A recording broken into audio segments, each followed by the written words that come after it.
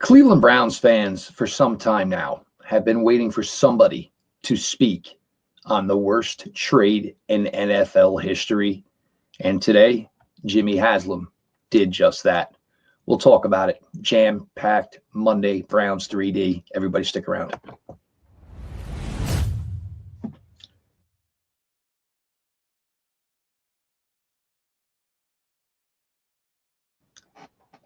Welcome back, my friends, to the show that never ends, your daily delivery of all things Dog Pound Browns 3D on the OBR, brought to you by State Sharpening Mower Sales and Service. Hope everyone had a fantastic weekend. Baseball back, certainly,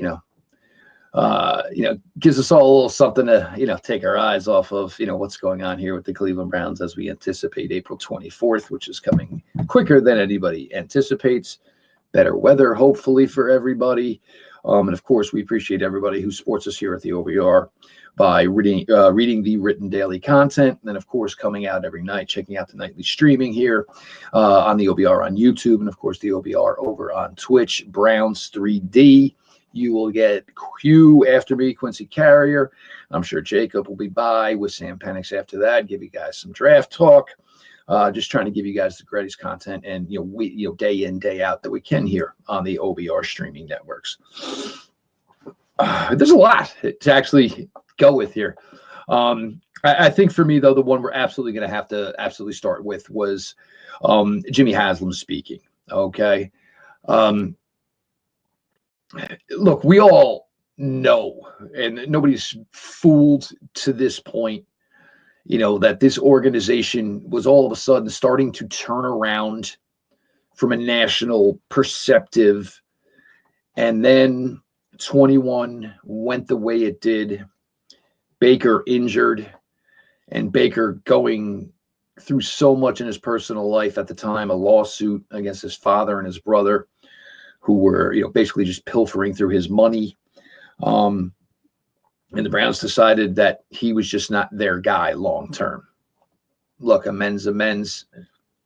It is what it is. And, as a guy who liked Baker Mayfield, I'm happy Baker Mayfield is where he's at.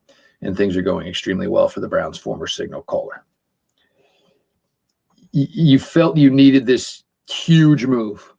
And, just to be able to get this type of guy, even with all the red flags, even with all the negative public perception that was going to be bestowed upon you. And let's just be honest, there's no way around it. It was by far the worst trade in the history of the National Football League. It failed miserably. It cost the Cleveland Browns a massive amount of draft capital. It cost the Cleveland Browns a massive amount of cash. They're okay on cash, but it still cost them a lot of money. And it just never worked out. And you knew there wasn't really going to be anything spoken really about how bad it was from the Browns until it was deemed it was over.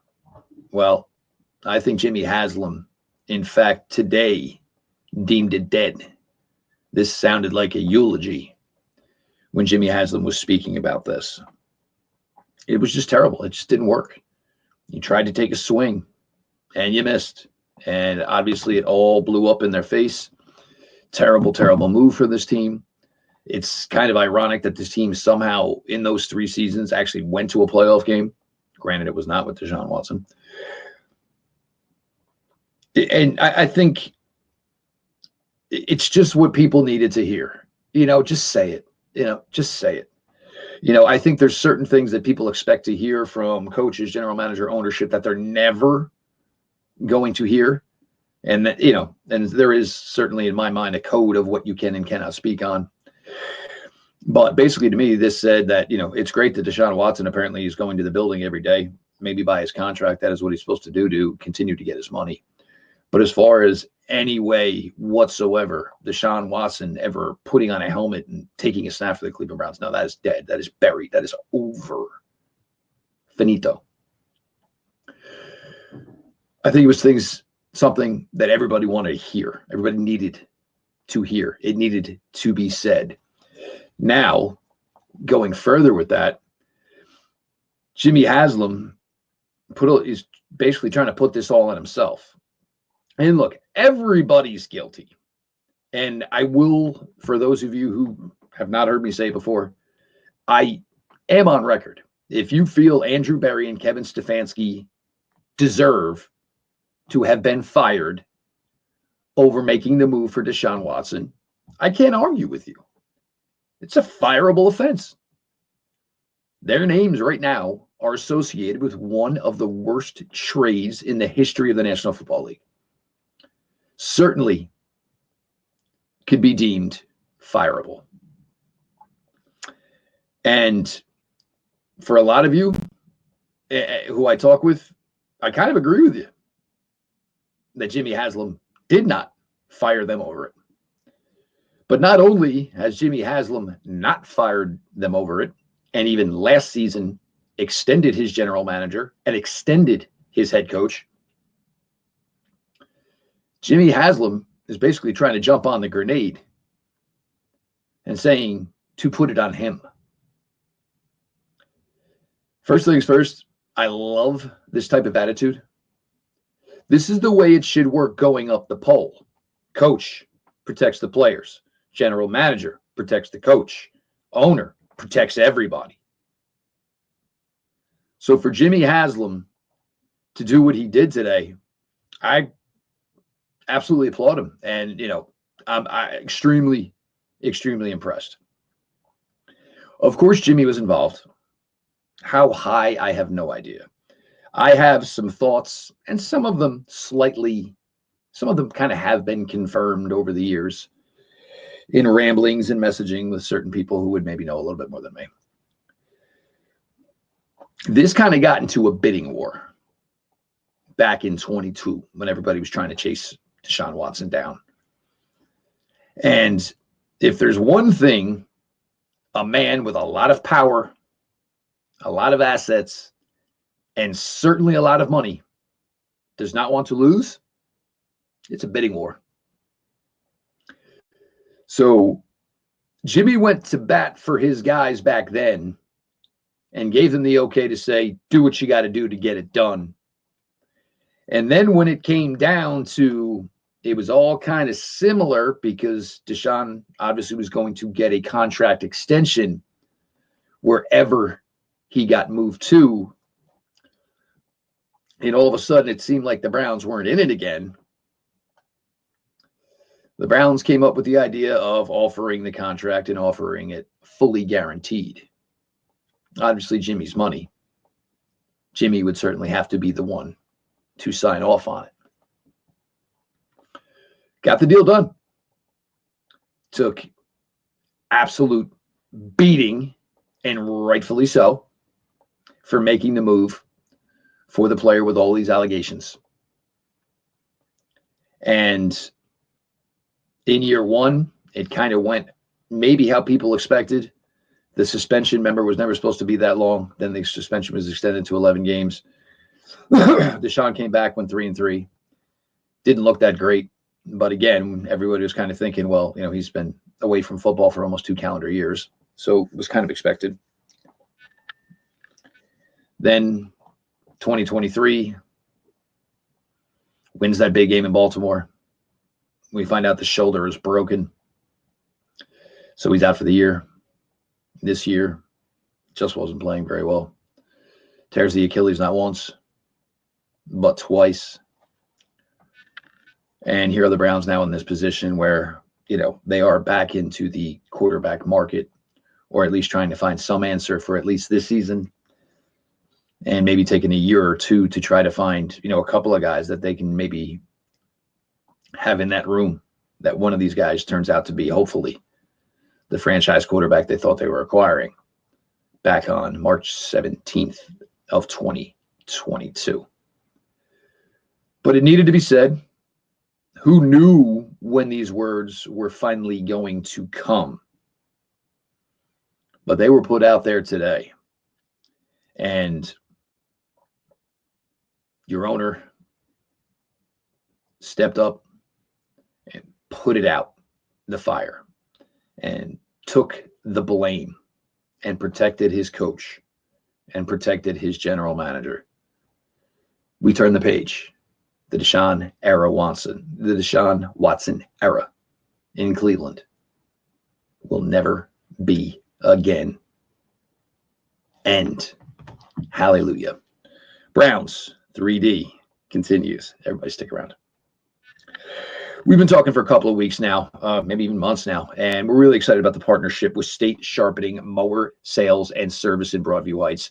If you are local to the Cleveland area, they're your one-stop shop for all things lawn equipment. Listen, you want to spend your Sundays watching the Browns, not cutting your grass. Let the guys at State help you get your weekend back. They specialize in both residential and commercial equipment for Toro, the brand professionals have counted on for more than 100 years. Whether you are looking for a new dependable time cutter, zero turn, genuine Toro replacement parts, or expert service from experienced technicians who keep your mower in peak condition, State has got your back. They are veteran owned. The Kane family are lifetime Clevelanders. They are lifetime Browns fans and proud supporters of us here at the OBR. Again, if you are local to Cleveland, State Sharpening Mower Sales and Service in Broadview Heights is your hometown team for all your lawn equipment needs. All their info is at statesharp.com.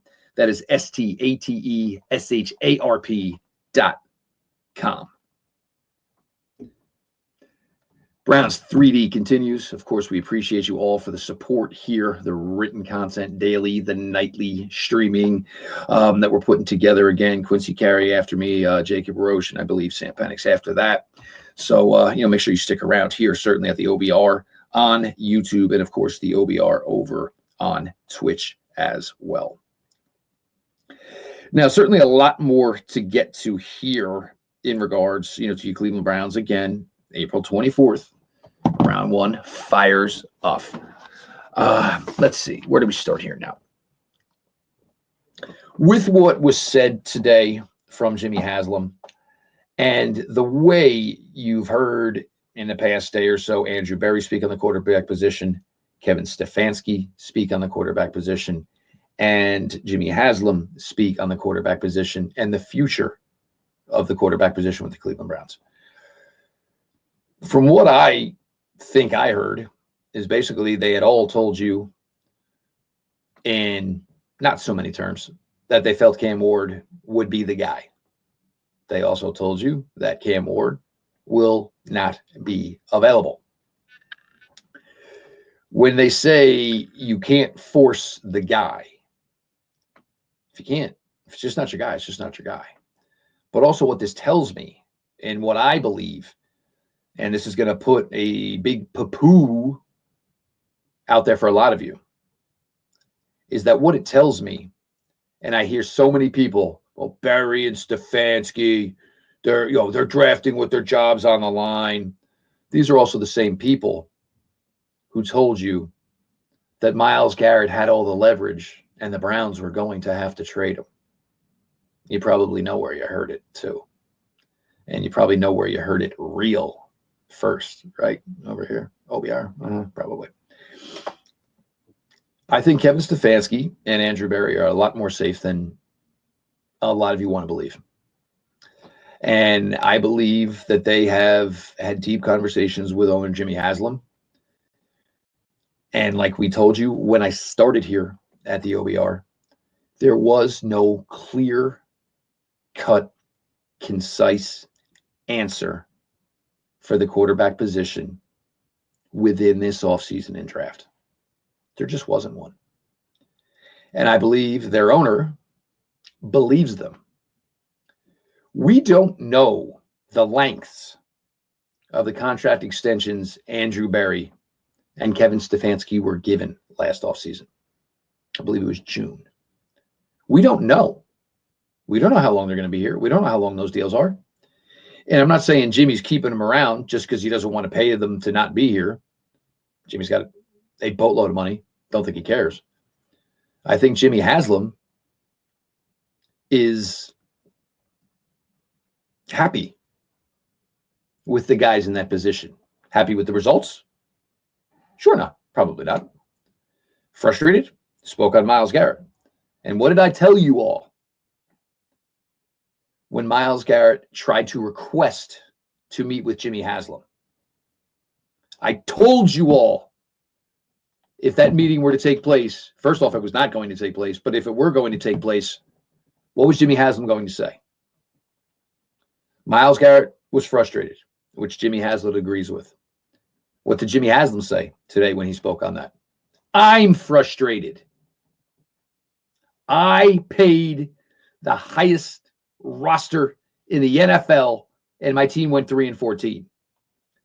So I don't think Jimmy Haslam wanted to sit down and listen to one of his players' frustration with how the season was going. The owner's frustration was there as well. Just saying. Things we may have told you, right? So I think even though it is not giving off the results right now that Jimmy's hoping for, I think Jimmy has respect for the way Andrew Berry and Kevin Stefanski are leading his franchise. Whether you like them or not, they are good men. Now, we get a lot about, the way the drafting has worked for Andrew Berry. And so many, look, you can't have it both ways. The trade for Deshaun Watson was going to cripple you for 3 years during the draft. We knew it. We knew it was going to happen. The Browns made one pick in the top 64 in the last 3 NFL drafts. One. And that was last year, Mike Hall. When you do not have premium draft capital, it is really, really difficult for a team. Look at it this way. Say you didn't make that move in 2022. Say you went into 2022 with Baker as your quarterback, play out the 5th-year option, let's see what happens. The way that year went, and you didn't make the playoffs, you could have tried to replace Baker in the 2022 draft. Don't Wikipedia it, because that wasn't going to be the year to change it. But you could have added so many more things. Wide receiver, running back. You could have had an offensive lineman that could have stepped in last year when the offensive line was in shambles. That's 5 top 64 picks this team did not make in 3 draft classes. I'm not saying you would have hit on all 5 of them. Even if 3 of them turned out to be really good players, could have been something that could have made the difference in 22, in 23, in 24. So I don't want to hear about Andrew Berry and his poor drafting anymore. He really has not had a significant premium pick to make since 2021. Jed Wills, y'all want to call him a bust. Stop with that one. I'm so tired of it. He's not a bust. He was terrible, but he certainly wasn't a bust. Y'all need to learn what bust actually means. But you're looking at where this team is going and, where it's headed, Also, I think, and look, they could absolutely, be putting, be absolutely trying to put lipstick on a pig. But they speak well of Kenny Pickett. And look, Kenny Pickett's a nice kid. He's a good kid. I have connections to Kenny Pickett from here in New Jersey. Kenny Pickett is a good kid. Are they maybe trying to say that what I think I can get out of Kenny Pickett in 2025 is equal to what I think I could get out of Kirk Cousins in 2025, playing outside in Northeast Ohio? Gotta be honest. Pretty fair, right? Without having to give up some money, without having to give up some sort of, it was a 4th-round pick for Kenny Pickett, but, could possibly have to give up more for Kirk Cousins. So, do I believe? Maybe it's more that I hope not, that Kenny Pickett is your week 1 starter. That'd be something, right? But and I'm not saying that this was definitely the plan. There's no way in the hell I think this was the plan. Either they are trying to make us think it's the plan, Who knows? Because they're doing a good job right now of playing cat and mouse. And we're going to get to that in a minute because I don't know exactly what they're playing cat and mouse about. But they certainly spoke well of Kenny Pickett. Now, in regards to number 2 overall, certainly you guys know where I would go, Abdul Carter. I am telling you all, anybody who still believes it's going to be Shedeur Sanders, you're just flat out kidding yourself. You want to believe it for the sake of believing it. That's fine. I would say right now it's Abdul Carter, it's Travis Hunter, or it's trading down. We'll get to the trading down here in a second. There's not much more I can speak on Abdul Carter. I think everybody knows where I stand. The Browns view Travis Hunter as a wide receiver, at least according to Andrew Berry. Kevin Stefanski spoke about him as this unique, we all know today. Could it truly be Hunter at 2? I believe it's going to be Carter. But if you told me I had to pick somebody else besides Carter, I would pick Travis Hunter. I certainly would not pick Shedeur Sanders. I would play him at wide receiver. But I do have a couple issues with this.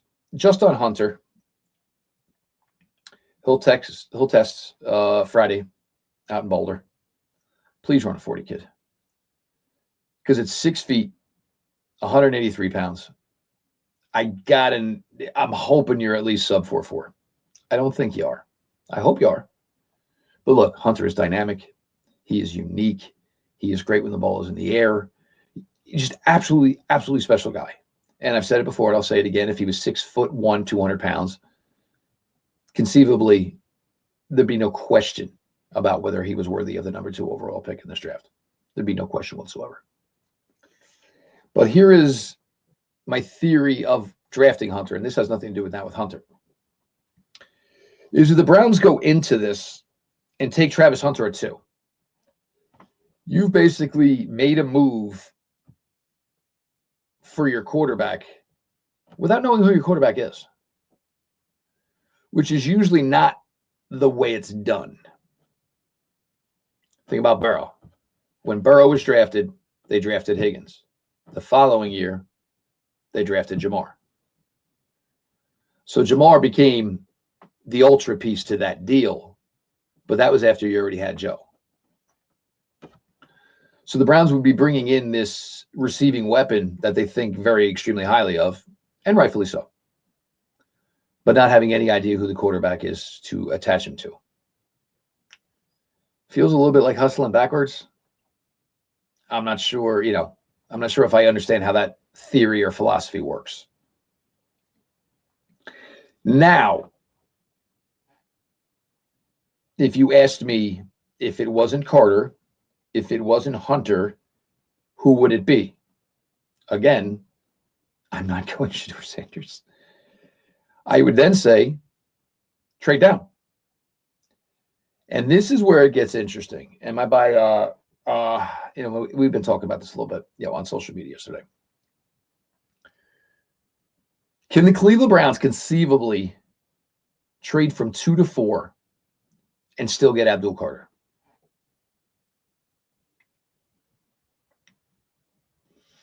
If the Patriots, now see, this is also aligned with my thinking of, how you make the move for the wide receiver.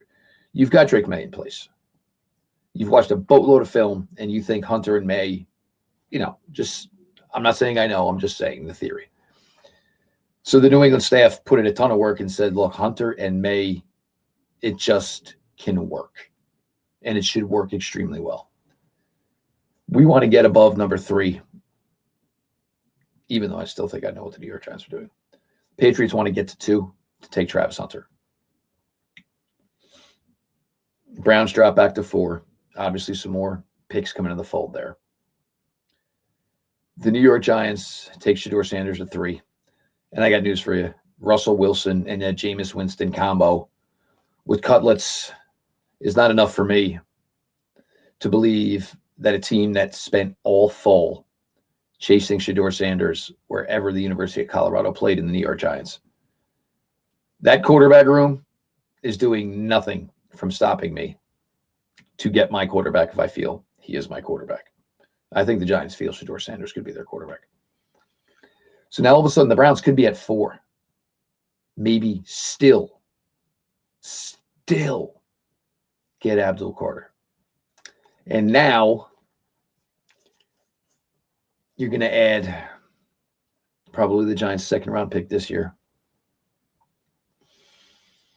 and some other picks in exchange, which now would give the Browns the ammunition to trade up from 33 to go after. And I think it's more and more starting to become, I think Jackson Dart, that's their target. And part of me that's maybe naive to it is the connection between Reese and Jalen Milroe. Although starting to get word and that, and you got to keep in mind with Jackson Dart, the Browns have known Jackson Dart now since January from the Senior Bowl. So it's not like, this is something they just discovered here late. They were with Jackson Dart in January. Jalen Milroe was there. So, and there's always that, remember, you've heard about this in the past. Oh, well, they were together at the Senior Bowl and things went really well with the guy. And as you go down the process, all of a sudden it goes from, hey, I think those two are seeing each other, to, hey, those two are dating, to, hey, those two are a couple. So that's where maybe, as much as, I keep trying to make the Tommy Reese, Jalen Milroe thing a thing, I think it could be said that Jackson Dart and the Browns are a thing, certainly. If Shedeur were to drop massively, could he play into that fold for the Browns? Yeah. Also, there's a lot of people out there that want to say that Jackson Dart is probably the better prospect than Shedeur Sanders. And I got to be honest, I think I'm kind of leaning that way. I really am.